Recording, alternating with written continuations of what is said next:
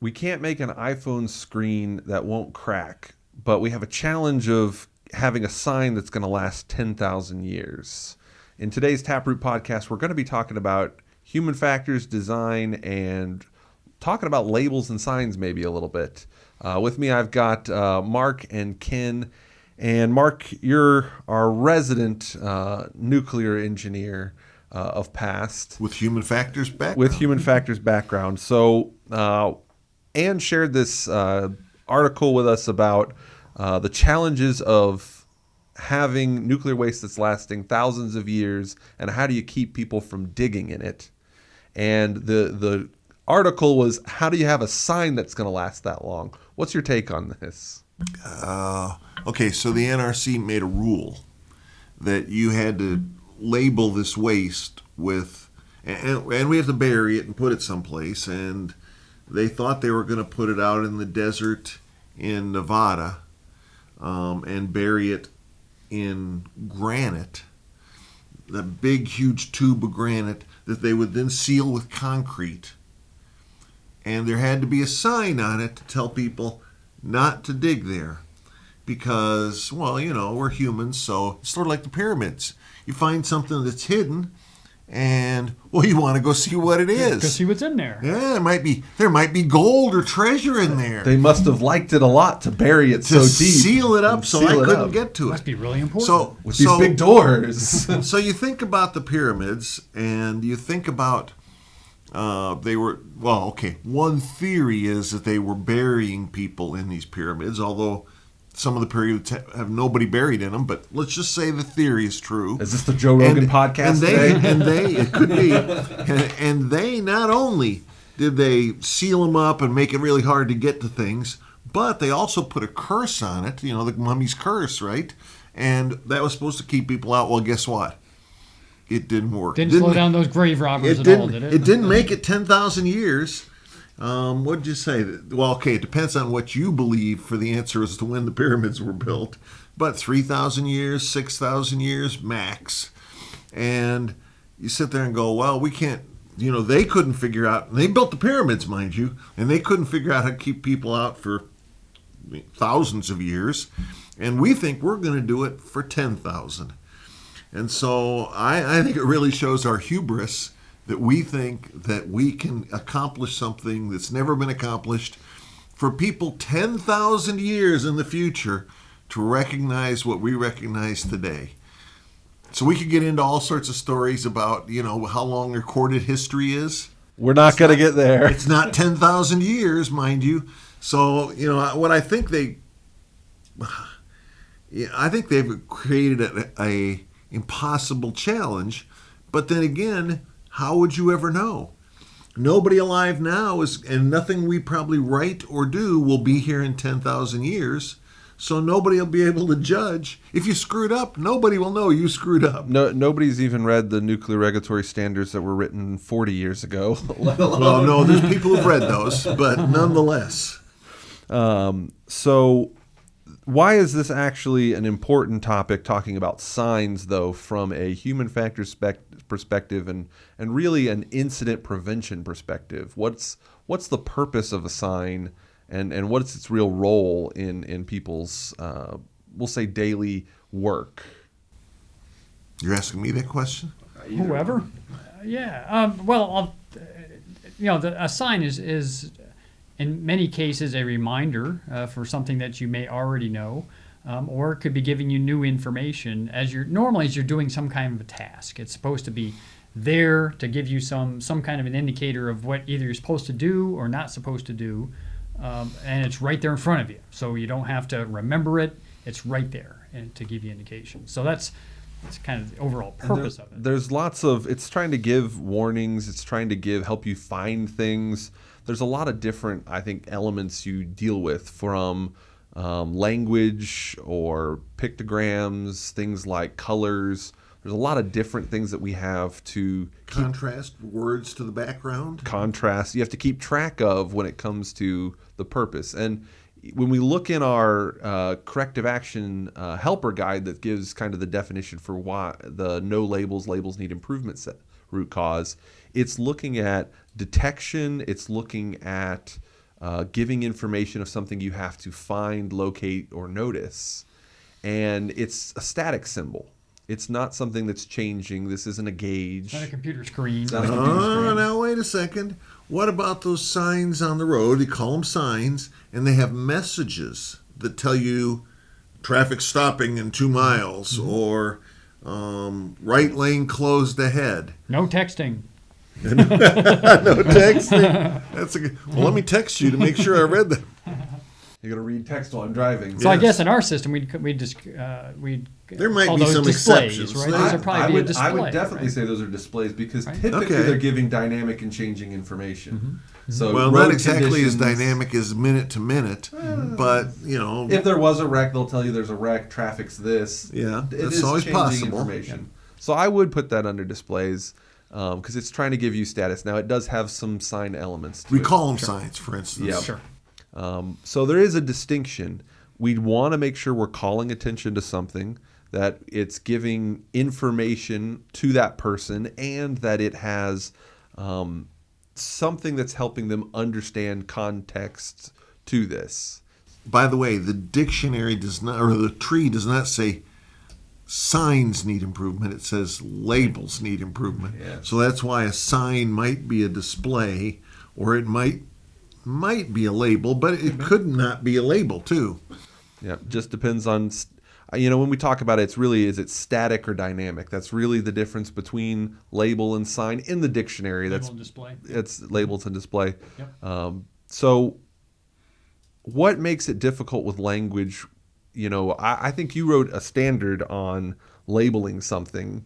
Oh gosh, this is a long time ago. You did. It was written for engineers because engineers often create the labels that go on things, and they may not speak the same language, and I'm not talking about a foreign language. They speak engineeringese, and so I remember one place they had a set of pumps, and they had 3 different names for them, and the engineers called them by their brand, which was, I think, Waukesha, and somebody decided they were emergency cooling pumps, so that's what they called them. And I don't remember, it was the operators came up with a 3rd different name for them. And all 3 names were in use. And one of the names also was the same name as a different set of pumps. So you could really get confused there about what people was, what are they saying? Are they saying these or those? No, I don't speak the same language as you. Or you have to learn 3 different terms for one pump, and you have to then be able to distinguish, was that where you call them these this pump, or are we doing the ones over here? So we decided you got to write a standard for this, and what we're going to do is we're going to name them functionally by their function, and so we called it the Functional Naming Guide, and I think it's still available in fact, maybe I should repost it again just so it's fresh. It is on the blog. Yes. It's on the blog. It's way back there someplace before 2020. And I first wrote it back probably in the 80s. And it's existed ever since. And some people use it, so who knows. But it's the idea is you name something by its function. And everybody recognizes what the function is. They should be able to recognize the name. And you don't ever reuse the name on a different set of stuff, so nothing is ever called the same as something else to reduce confusion. So that was the whole point of the whole So guide. the signs need to have a clear, if it's going to be communicating a name of something, it needs to be clear and understandable. If it's going to be having to communicate danger, that also has to be clear and understandable. So I think about, we've got, again, a lot of different clients in a lot of different types of industries. Some of them have, machines that cut, machines that turn, machines that do these different activities. And all of them seem to have different standards for how they, guard something, but also the labels they use to guard those pieces of equipment. So like there's indications of safe zones and unsafe zones. So when you're looking at thinking of how do you label something, oftentimes you really want to indicate where the safe position is, not just, oh, it's dangerous, there's a sharp thing there. Is that a label or is that a display? If it's static, if it doesn't change, I'm going to stay label on that. For according to the dictionary, that'll be in the label one. I often think of snapback, the snapback on a rope. So I got two Navy men here. If a rope breaks, parts, yep, where it recoils, that angle there is you can define a safe or unsafe region, which is just don't be near the rope. Definitely don't be in the straight line of shorter distance and the rope is long. Yeah, there's definitely some guidance on there, but you can indicate where those positions, the keep out zone, set, to keep people away and segregate. Wait a second. This is getting a little crazy because you got to handle the rope. Yes. So you have to be within the zone. So what is there? There's a thing called a tattletale, and the ropes are made of nylon, right? And they stretch. And so when they stretch, it's like stretching a rubber band. What happens? And they're designed to do that. They're designed to stretch a little bit. Yeah. So they're stretching. If the tattletale gets tight, and it's made of a fiber that doesn't stretch, then if you make the tattletale the right length, that tattletale will part before the line breaks. So you watch the tattletale and you say, oops, it's broken. What are you supposed to do? Clear out. Clear the forecastle, clear the stern, clear out so that you're outside the distance that the rope would be. Yeah. So I think this is a good indication of kind of the difference in... That would be a display. That would be a display. The difference in displays versus labels. But this is a good point because is a label a perfect safeguard? Just having a label on something? Yeah, we consider it actually to be a pretty weak safeguard in many cases. Well, if you have to find something located, a label's really handy. Sure. But having a label on something doesn't mean somebody will use it the correct way when they come to use it. You're telling me all those warning signs on every box that I've ever received? No, those are warning signs. So they're trying to accomplish a different purpose, right? They're trying to not get you to what? Eat the rat poison or whatever the warning's about. Or at least prevent them from getting sued when you do it. Yes. So, yeah. Well, there's a certain amount of that. You've seen these idiot ones, right? Like hot after being heated or wet, slippery when wet, that kind of thing. Well, and they put the sign there and it's there all the time, so you trip over the sign and because you don't even look at it. So you got to really think, once again, we talked about function in naming something. You got to think of the purpose of what you're doing, and a static display is going to over time lose its effectiveness for gaining attention. It'll blend into the background eventually, unless somebody needs it for some reason, like you need to identify something. So yeah, putting up a warning sign, floor is slippery when wet, probably is not going to help much in the future. So I think you kind of tap into another portion of labeling and some of the challenges with labeling, because you mentioned it. The condition of the floor, if we put it out, we left it out after the floor was dry, or that sign got muddy, or we see that all the time with construction signs. They put a construction sign up that says flagman ahead, and I've had one near my house that's been there for about 3 months. The flagman was there for a couple of days. He left, but the sign's still there. And then he showed back up again after a few months.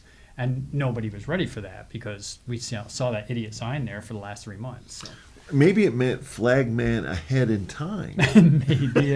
Maybe. Be warned, eventually one will come. There will one show up one of these days. Be ready. So you've got a challenge that you have to do as well with signs, because any sign you put up has to be maintained. It has to be understood, communicated, and people are going to get used to that sign over time. If you're using the same piece of equipment, yes, it's got this red line, but you might get comfortable around that. You may not recognize the position anymore. There may be some task that you're performing regularly that puts you in proximity to that line that's making it where you become comfortable around it. So those kind of warnings and labels, they have a very, I won't call it short expiration date on their effectiveness, but they're not going to completely change the way we do things. I think of my most hated sign that came from a corrective action someone wrote. We had an issue where a supervisor had stepped out into an aisleway and got clipped by a forklift. They were fine. The forklift guy didn't stop or dodge, and the supervisor was distracted and stepped into it. Well, they decided as a corrective action to put a hanging sign that says, "Look for forklifts in the doorway." And so every time you'd open the door, you'd have to move past this sign. And I never felt that it made me any more aware. And I wasn't the one that got hit by a forklift, but I never felt that it made me any more aware of forklifts than any other sign, whether it was on the floor or anywhere else. But I did find it rather annoying how much it rattled when everyone opened and closed the door. So I think there is an element that people put, we just got to put a sign on it. We just have to, because something happened, therefore we need to put a sign. It's almost maybe fifth in the list of corrective actions. It's let's see, it's sort of a form of training if you think about it that way. You whack your head on that sign enough, you'll remember there's a forklift coming. Or you'll be blinded by it and miss the person right behind the door. More likely, you'll just remember to duck around it every time instead of getting hit with it. I saw an amazing thing the other day. I was watching this video, and they were talking about, this is a little off topic, but they were talking about energy and hazard prevention, and they had this machine. I think it chopped lottery tickets is what it did. It had a big blade, and you'd put a stack of big paper, right? And you'd shove it in a little ways, and this big guillotine would come down and slice them off, and they go off down some assembly line someplace. But there was a person operating this with their hands. So they said, well, the first thing is the thing won't operate unless you put your foot on this pedal. Now it turns the machine on. Then you push the thing into where you want it, and there was a little line so you could tell where that was. And then you have to have two hands to push the buttons, and then that'll allow the blade to come down. So that's pretty good, right? It's just sort of keeping your hands out of the way there. And thirdly, if somehow you figure out how to push these in without your hands on them, it's got a infrared sensor that will sense your hands coming up there, and it doesn't let the blade come down. So I thought, wow, that's really... It didn't have a warning sign. Didn't say, caution, blade is sharp. Right. But it had redundant things to try to keep people safe. Yep. And that got me wondering then, how many redundant things do you need? Like we were talking a sign, is that good enough? Well, is this many redundant things good enough? Or do you need another redundancy? Where do you give up on this person's so stupid you can't really keep them safe because they're going to do something bad no matter what you do? Which usually the first response would be put up a sign that says, right? Caution, don't put hands under the sharp blade. Yeah, something like that. Which we would say that is insufficient, right? Not sufficient. A sign is not going to keep you safe. So I would say, well, the two hand things, that's pretty good, right? Yeah. Well, they'd gone one beyond that. Now, why had they gone one beyond that?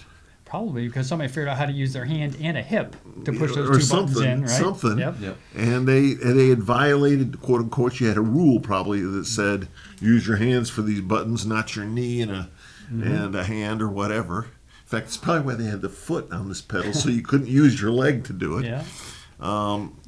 And it reminded me of my brother when he was in high school. He worked at a screen factory where they made screens, and they had big presses to press these screens into flame, and then they cut the things and all this kind of stuff. And he said all the safeguards had been disabled, and you were doing it with your hands. Yeah. And I think he quit after the first week because he said, I was sure I was going to lose a hand in here. But it's one of those, a sign isn't good enough. A sign won't keep nuclear waste safe for 10,000 years. But a giant blade that chops people. Oh, there we go. If you really don't want them in there, Yeah, you got an Indiana Jones an infrared sensor, giant rolling boulder. yeah, that's it. It might work. So I think that ties into when we think about investigation and corrective actions.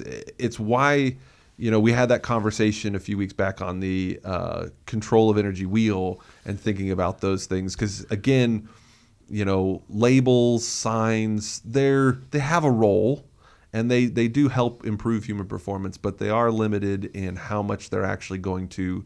A label doesn't control energy at all.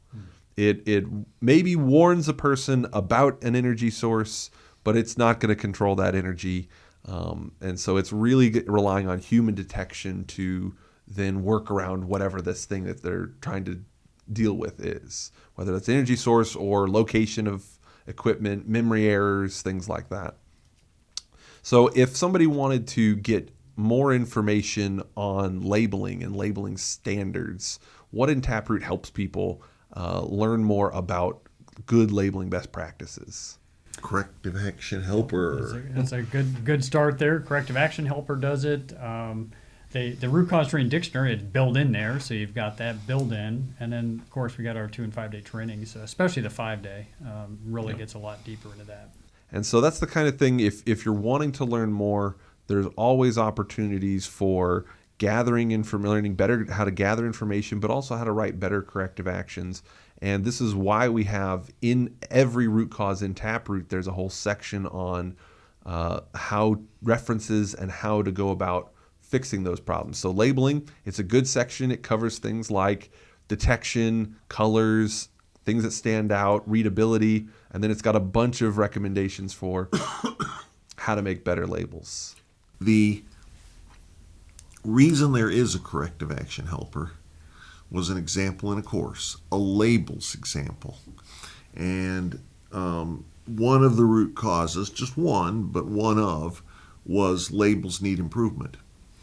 And I remember this team, it was a public course, but they were all operator type guys. And they didn't have any labels where they worked. And they recognized by the tree in the dictionary that they needed a label. Let's say it was for a valve or a detector. They need to have it labeled so people could identify it. So they found labels need improvement. And I thought, wow, they're right on it. They're going. We didn't have a corrective action helper yet. And then they went up to present the results. And when they got to the labels need improvement, they said their corrective action was caution people to be more careful when operating valves without labels. And that's when I was sitting there, I'm going to have to write down what the corrective action should be for every root cause on the tree. So when somebody gets here, and not only that, but if you look at the labels, one, it talks about training people on what the labels look like, training people on what to do when they find there's no label and they think there ought to be one. Why are we using labels and how does that improve human performance? So it's not just labels, it's what you're going to do to implement that label, what you're going to get people to do to use it. And that's, sometimes people don't think about that. They'll just think, well, I'll just tell them if they find there's no label, they got to track down the line. Be more careful. Be more careful. Or if they find there's no label, well, we're just going to label it. Well, if you don't tell them why you labeled it and they don't know what they're supposed to do, that's not going to work either.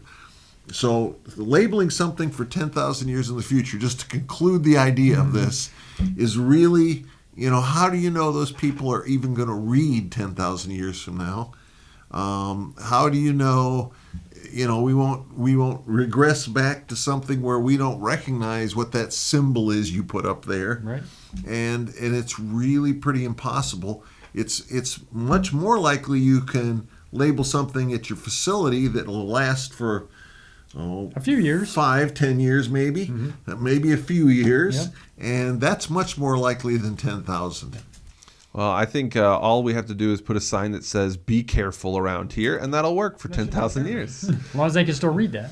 Now, Be careful. Now, it won't take you 10,000 years to find a Taproot course near you. Check out the links down below to find the next Taproot course, and we will see you at the next Taproot podcast.